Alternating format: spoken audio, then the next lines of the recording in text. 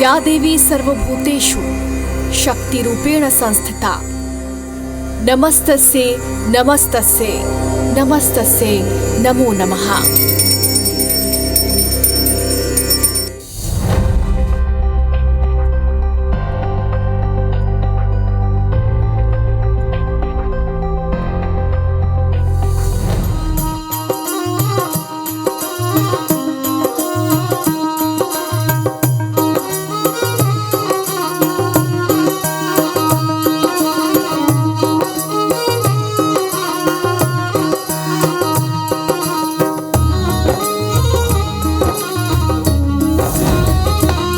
नमस्कार, IBC 24 पर शक्ति यात्रा देखना आप शुरू कर चुके हैं और मैं हूं आपके साथ सृष्टि पांडे। सबसे पहले आप सभी को चैत्र नवरात्रि की हार्दिक शुभकामनाएं। और इस नवरात्रि में पूरे 9 दिन हम आपको अलग अलग शक्तियों के दर्शन करा रहे हैं, यात्रा पर लेकर जा रहे हैं। और आज इसी कड़ी में हम पहुंचे हुए हैं मरही माता के मंदिर जो है भनवारटंग में। बिलासपुर शहर से ये लगभग 100 किलोमीटर दूर है। हम रायपुर से 200 किलोमीटर का सफर तय करके यहाँ पर आ चुके हैं और अब आगे आप देखिए कि यहाँ पर 3 किलोमीटर का ये रास्ता है जो हमें ऑफ रोडिंग करना है और 3 किलोमीटर रास्ता पार करने के बाद हमें मरही माता के मंदिर के दर्शन होने वाले हैं। इस मंदिर को लेकर कई मान्यताएं हैं, कई सारी कहानी है और मंदिर में जाकर हम जानेंगे कि असली उसके पीछे की कहानी क्या है, क्या कारण है मंदिर को स्थापित करने का और मंदिर को लेकर क्या कुछ मान्यताएं हैं। तो चलिए चलते हैं।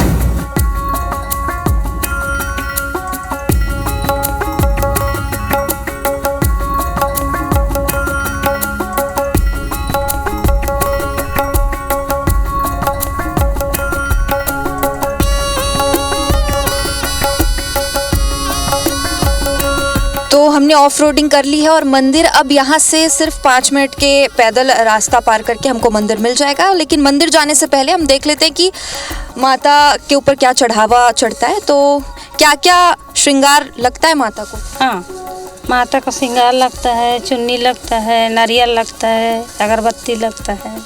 ठीक है, तो एक पूरा आप सेट बना के तैयार कर दीजिए और हमको दे दीजिए।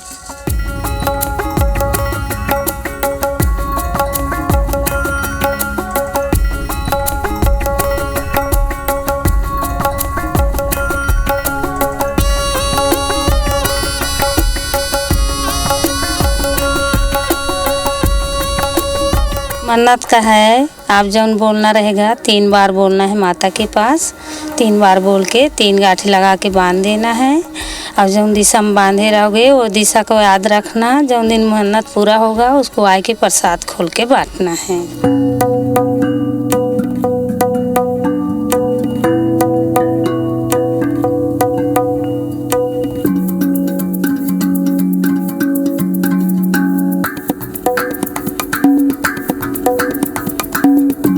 एक खास बात और ये है कि इस जगह का कोई नाम नहीं है, ये कोई गांव नहीं है, ये बीचों बीच जंगल का ये एरिया है जहाँ पर ये मंदिर स्थित है। और अगर इसका आप एड्रेस पूछें तो एड्रेस आप देख सकते हैं कि वहाँ पर एक खंभा लगा है जिसमें लिखा है 795। तो इस मंदिर का एड्रेस यही है कि खंभा नंबर 795 करते हैं।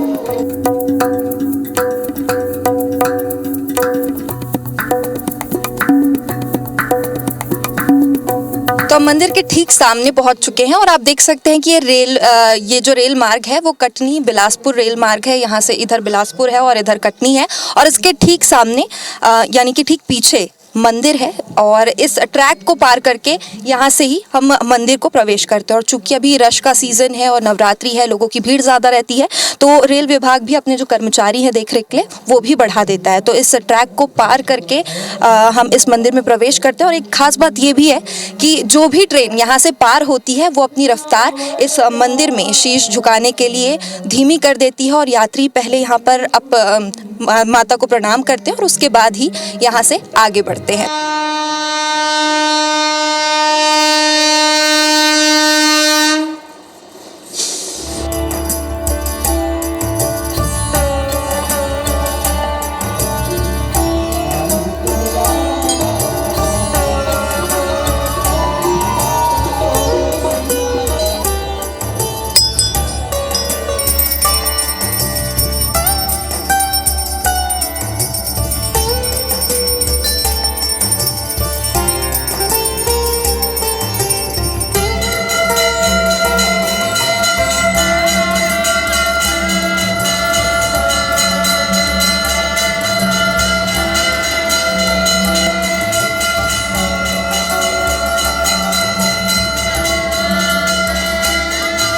तो मरही माता के दर्शन तो आप सबको हमने करा दिए हैं और अभी फ़िलहाल हमारे साथ मंदिर के पुजारी जी मौजूद हैं, तो उनसे जानते हैं कि मंदिर को लेकर क्या मान्यता है। सबसे पहले पंडित जी, आपका बहुत बहुत स्वागत है IBC 24 पर।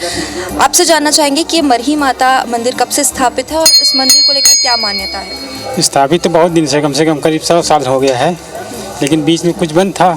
रेलवे कर्मचारी लोग पूजा पाठ करते थे, उस समय एक्सीडेंट बहुत होता था। फिर जब से अभी 15-20 साल करीब होगा पूजा पाठ करते, उस समय से एक्सीडेंट वगैरह सब बंद हो गया है। जो मन्नत मांगने के लिए आते हैं उनका हर चीज़ पूरा होता है।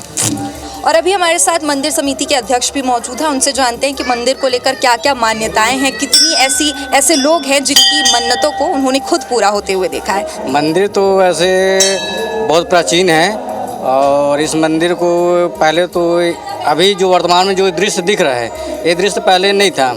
मतलब ये सिंपल माता रानी एक नीम के झाड़ के नीचे थी और इसको रेलवे वाले जो कर्मचारी थे वो लोग अपना सेवा भजन अपने हिसाब से करते थे। तो कुछ कर्मचारी रिटायरमेंट होकर चले गए, कुछ कर्मचारी ट्रांसफ़र होकर चले गए और फिर हम लोग उन्हीं के परिवार में से हैं। और हम लोग जो नई पीढ़ी है, हम लोग देखे कि हम लोग के पूर्वज लोग या फिर गांव के कुछ बड़े सियाने लोग जो हैं यहाँ पूजा पाठ करते थे, तो उसमें हम लोग भी अपना आस्था जताए और पूजा पाठ करना चालू कर दिए। हमने 1984 की भी घटना सुनी है जब नर्मदा एक्सप्रेस का यहाँ पर एक बहुत ही भयानक एक्सीडेंट हो गया था और उसके बाद से ऐसा माना जाता है कि ये मंदिर तब से लोगों की जो आस्था है, श्रद्धा है, वो और बढ़ गई है इस मंदिर में। वो क्या कहानी है? अब क्या, वो जो एक्सीडेंट हुआ था वो 82-83 में ऐसे आसपास में हुआ था और उसके बाद से जो बताया ना मैं कि जो पूजा पाठ का जो सिस्टम है वो रेलवे कर्मचारी के द्वारा ही किया जाता है। यहाँ कोई गांव नहीं है, ये सिर्फ रेलवे कर्मचारी ही हैं। और हम लोग भी बताया कि हम लोग सब रेलवे कर्मचारी के ही परिजन में से हैं और जितने भी हमारे इस कमेटी में जुड़े हैं सब रेलवे कर्मचारी के परिवार ही जुड़े हैं। मतलब यहाँ कोई बाहरी लोग नहीं हैं। और जो मेन जो है मनोकामना यहाँ का, तो माता जी में कुछ लोगों का ऐसा रुझान पता चला कि यहाँ मनोकामना मांगने से पूर्ण होता है।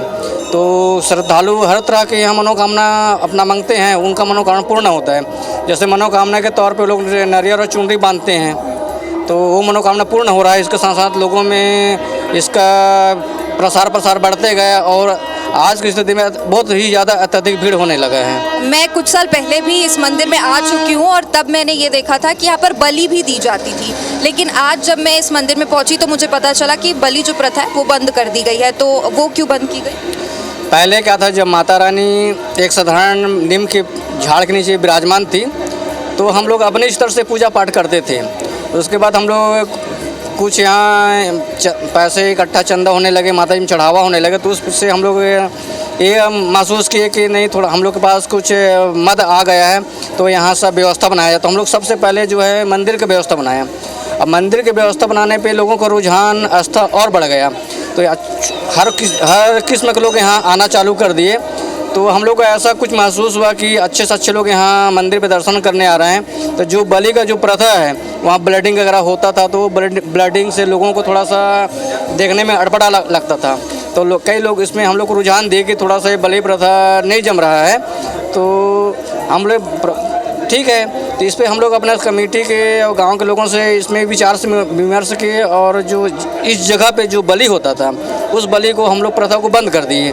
तो ये हमारे साथ मंदिर के अध्यक्ष मौजूद थे और इनसे हमने बातचीत की और जाना कि जो यहाँ से जुड़ी लोगों की आस्था है वो आज की नहीं बल्कि कई सालों पुरानी है और कई जगह से, सिर्फ छत्तीसगढ़ ही नहीं, यहाँ पर मध्य प्रदेश, उत्तर प्रदेश और बाकी राज्यों से भी काफ़ी संख्या में लोग आते हैं। और ख़ास करके नवरात्रि में, नवरात्रि के 9 दिनों यहाँ पर भक्तों का तांता तो लगे ही रहता है। उसके बावजूद जो साल भर के बाकी दिन हैं उसमें भी भक्त आते हैं और माता के दर्शन करते हैं।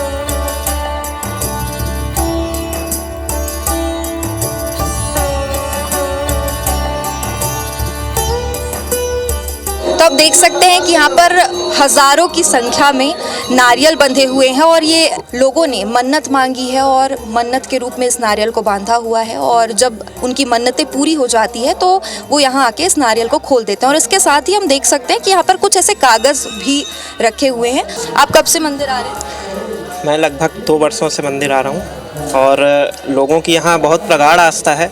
लोग आते हैं, अपने श्रद्धा का, अपनी मान्यता का नारियल चढ़ाते हैं और माता के सामने नारियल को रख कर और एक पर्ची वहाँ पे रखते हैं और फिर यहाँ नारियल बांध कर अपनी मान्यता मांग कर और यहाँ भी पर्ची लगाते हैं। जैसे कि ये इस तरह की पर्ची बना के और हम अपनी मान्यता को माता तक पहुंचाने का प्रयास करते हैं और जब हमारी मान्यता पूर्ण हो जाती है तब हम आकर अपनी पर्ची को देखकर और नारियल को खोल के ले जाते हैं। हम लोगों ने मांगे थे हमारे बाल बच्चे हो जाए करके, हमने जून में आए थे और दूसरा जून में ये 8 जून को ये पैदा हो गए।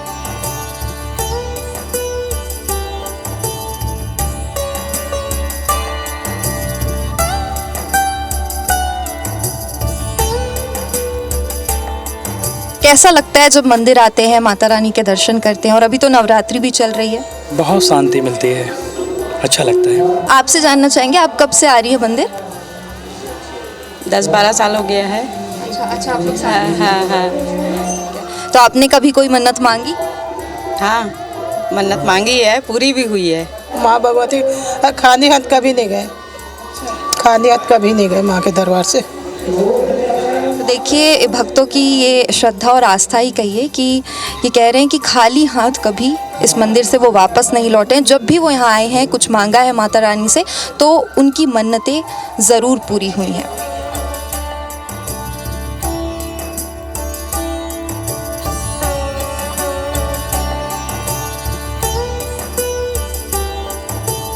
तो एक खास झूला हमें देखने को मिला और इस झूले को अगर हम ध्यान से देखें तो इस झूले में कुछ कील भी हैं। तो इस कील को लेकर, इस झूले को लेकर क्या मान्यता है वो भी हम यहाँ पर अध्यक्ष जी से जान लेते हैं। तो ये झूला जो देख पा रहे हैं हम, तो इसे लेकर क्या मान्यता है?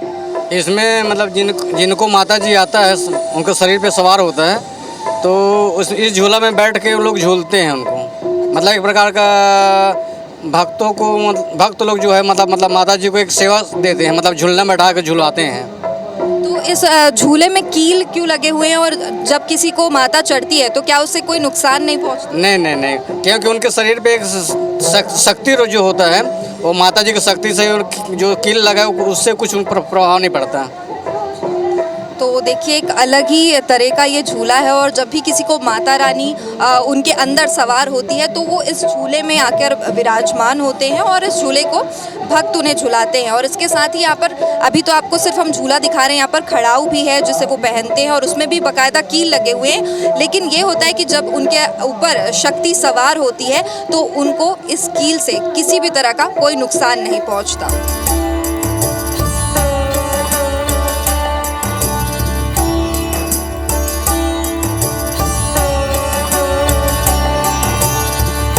तो देखिए ये मंदिर प्रांगण है और मंदिर प्रांगण के जस्ट बाहर रेलवे ट्रैक है और यहाँ पर दिन भर ऐसे गाड़ियाँ, रेलगाड़ी जो है वो गुजरते रहती है और उसके ठीक बाजू में ये मंदिर स्थित है जहाँ पर लगातार भक्त भी पहुँचते रहते हैं। हालांकि जो रेलवे ट्रैक है उसे लेकर भी यहाँ पर सावधानी बरती जाती है। रेल विभाग के जो लोग हैं वहाँ उन्होंने एक्स्ट्रा कर्मचारी यहाँ पर तैनात किए हैं, चूँकि अभी नवरात्रि चल रही है और भक्तों की संख्या में इजाफा हुआ है।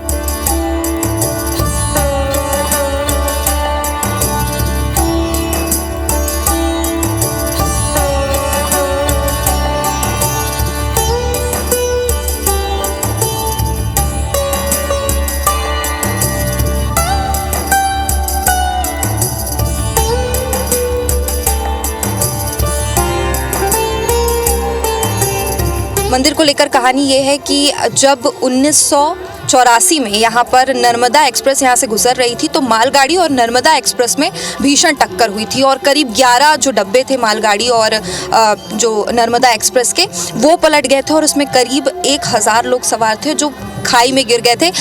ये वही मोड़ है, मोड़ के आगे ही वो खाई मौजूद है जहाँ पर लोग गिरे थे।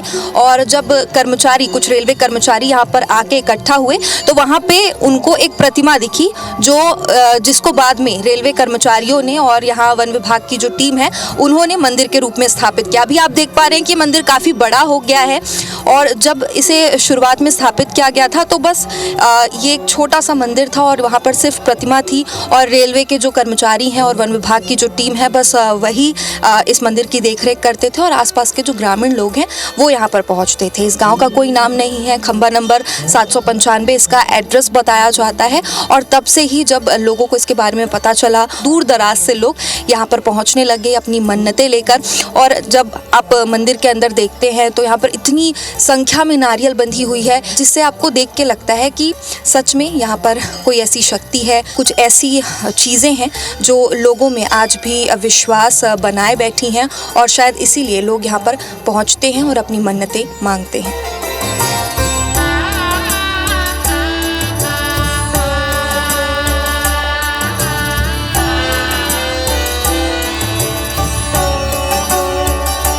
और अब अगर बात करें कि यहाँ पर कैसे पहुँचा जाए यानी कि भनवाटन कैसे पहुँचा जाए तो बड़ा ही सिंपल मैं आपको एक रास्ता बता देती हूँ। अगर आप बिलासपुर से बाय रोड आना चाहते हैं तो यहाँ पर आप उससे भी आ सकते हैं। हालांकि आपको यहाँ पर 3 किलोमीटर जो ये रास्ता है ऑफ रोडिंग है वो भी करनी होगी और गाड़ी से ही करनी होगी। कुछ दूर तक गाड़ी आती है, उसके बाद आपको पैदल चल के आना होगा।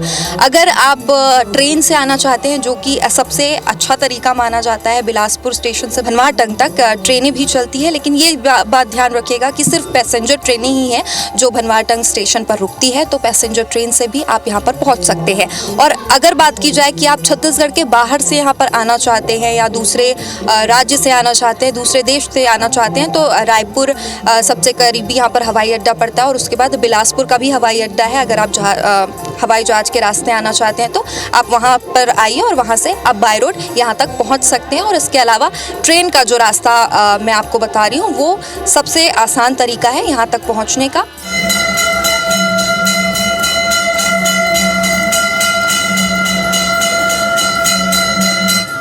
तो 41 साल पहले महज एक पत्थर के रूप में माता ने दर्शन दिए थे और आज आप देखिए कि जैसे जैसे लोगों की मन्नतें पूरी हो रही है, आस्था का जन सैलाब उमड़ रहा है। नवरात्रि में भी लोगों की इतनी भीड़ उमड़ पड़ी है और इसी के साथ शक्ति यात्रा के इस अंतिम पड़ाव में मरही माता से हम यही प्रार्थना करेंगे कि हमें साहस, शक्ति और समृद्धि प्रदान करें।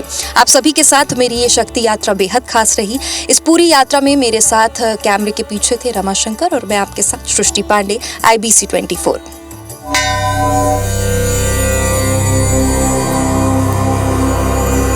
या देवी सर्वभूतेषु शक्तिरूपेण संस्थिता नमस्तस्यै नमस्तस्यै नमस्तस्यै नमो नमः।